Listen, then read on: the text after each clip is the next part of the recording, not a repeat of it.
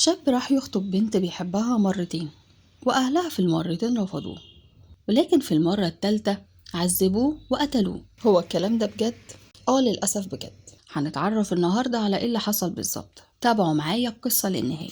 وقبل ما نبدأ ما تنساش تدعمنا بلايك وتشترك في القناة وتفعل الجرس عشان توصلك فيديوهاتنا أول بأول. معاكم رانيا ماضي ودي قناتكم براند.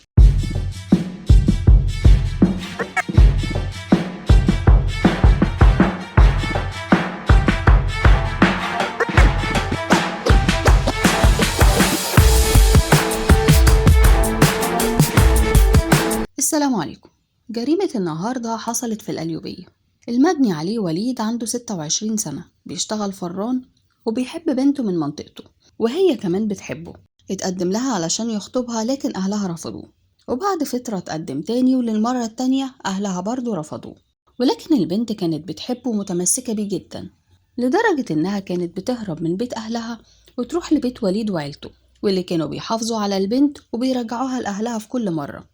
والظاهر إن بسبب كترة هروب البنت لبيت المجني عليه خلى أهلها يشكوا إنه ممكن تكون في حاجة حصلت بينهم، لدرجة إنهم عملوا لها كشف عذرية واتأكدوا إن بنتهم لسه عذراء ومحدش لمسها.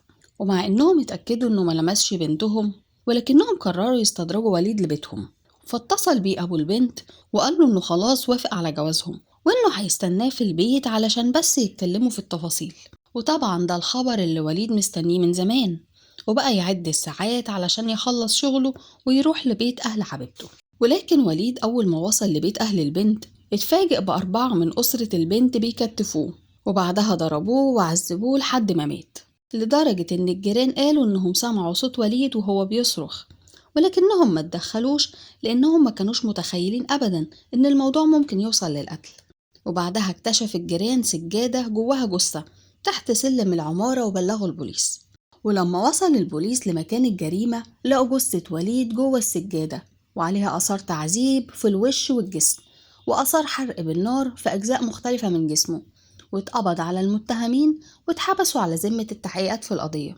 بجد جريمة بشعة. طالما رافضينه خلاص يرفضوه ويحبسوا بنتهم طالما بتهرب وتروح له، أو يوافقوا على الجوازة طالما بنتهم متمسكة بيه للدرجة دي، وخصوصا إنهم اتأكدوا إنه بنتهم زي ما هي محدش لمسها. لكن ليه ينهوا حياة الشاب بالشكل ده؟ هستنى رأيكم في التعليقات. لو الفيديو عجبكم ما تنسوش اللايك والشير، والناس اللي أول مرة تشوفنا اعملوا سبسكرايب وفعلوا الجرس عشان يوصلكم كل جديد. ولو انت مشترك ما تنساش تعمل شير في كل مكان، دعمكم مهم قوي عشان نقدر نكمل. ولو عايزين نتكلم عن موضوع معين اكتبوا لنا برضو في التعليقات.